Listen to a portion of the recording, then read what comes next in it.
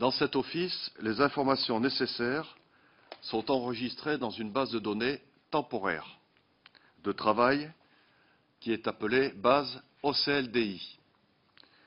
Cette base est hébergée sur un serveur du STRJD depuis décembre 2007.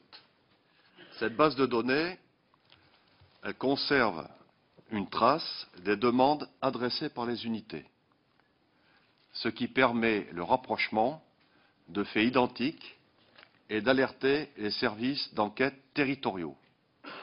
Elle fournit également des éléments statistiques pour définir des plans de lutte contre les phénomènes de délinquance itinérante, lesquels évoluent sans cesse.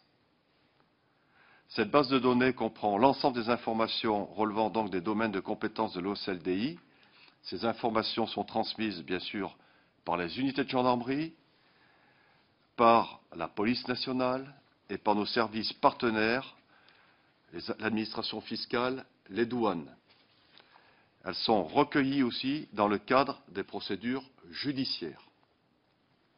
Ces données sont issues des différentes bases judiciaires et des messages opérationnels transmis par les unités ou les administrations.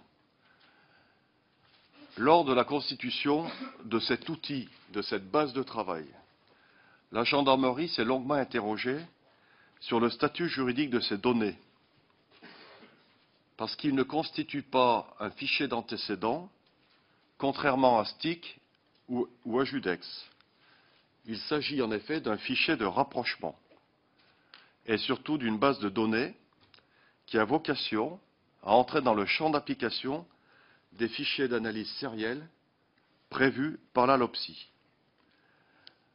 Si la LOPSI adopte ces dispositions, donc à l'issue, un décret devrait être pris après avis de la CNIL. Et cette base de travail sera alors mise en conformité. Les délais pris dans l'adoption de la LOPSI depuis 2007 expliquent la situation actuelle d'une base de données au statut juridique imprécis.